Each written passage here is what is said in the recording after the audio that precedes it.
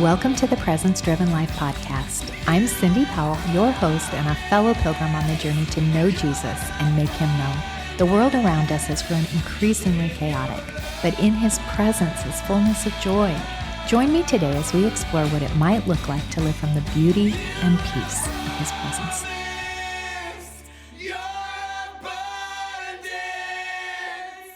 Hi, everyone. Thanks for joining me for this introduction or trailer episode of the Presence Driven Life podcast. I'm Cindy Powell.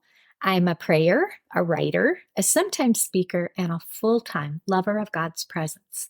In fact, I've always said if there was a theme song for my life, it would be the Old Vineyard song, I love your presence, and I do.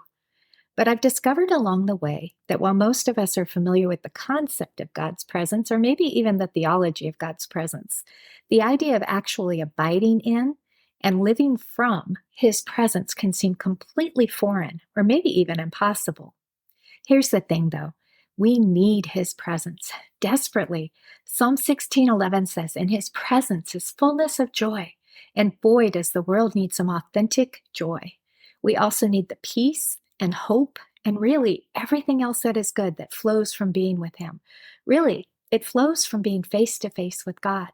Now, maybe that sounds kind of audacious to you, but as believers on this side of the cross, being face to face with God is our sacred privilege. The veil is torn. It's finished. The cross filled all the space so we can come boldly into his presence anytime, anywhere. So how do we become a people who carry and release the presence and peace of heaven into a world that seems to grow more chaotic by the day? Well, those are exactly the kind of conversations we want to have on this podcast. Before we go any further, when I speak of the presence of God, I'm thinking of two main applications. The first is what many would call the manifest or tangible presence of God. It's the weight, the kabod, the glory. It's those moments when you know that you know that you know God is in the room. It's essentially the felt presence of God. This can happen individually or corporately. It's wonderful either way, and we need to experience him both alone and together. Those experiences mark our lives. They change us.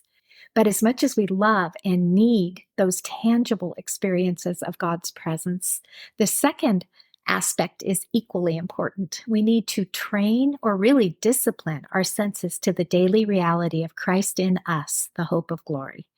Jesus said he would be with us always, even to the end of the age. Either he was telling the truth or he wasn't. That means whether he seems as close as your next breath or a million miles away, you can tap into the reality of his presence in your day-to-day life by literally sanctifying your mind in the truth.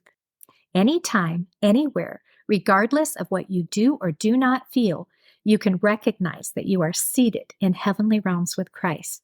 You can acknowledge the presence of Christ in you. You can believe and press into the fact that he will never leave you. In a great little book written ages ago, Brother Lawrence called this practicing the presence of God. Whether you are doing dishes or wiping baby bumps or doing schoolwork or paperwork or whatever, you can train yourself to live out of an awareness of the abiding presence of God. It all sounds good, right? So why does the church at large appear to have apprehended so little of this reality? More of his presence is accessible, and yet often we don't even know to seek more. Why is it so hard for us, both corporately and individually, to live from that place of abiding love and peace? Just look at the amount of fear around us, both inside and outside of the church, and you can see we have a long way to go in truly living out of the abundance of God's presence.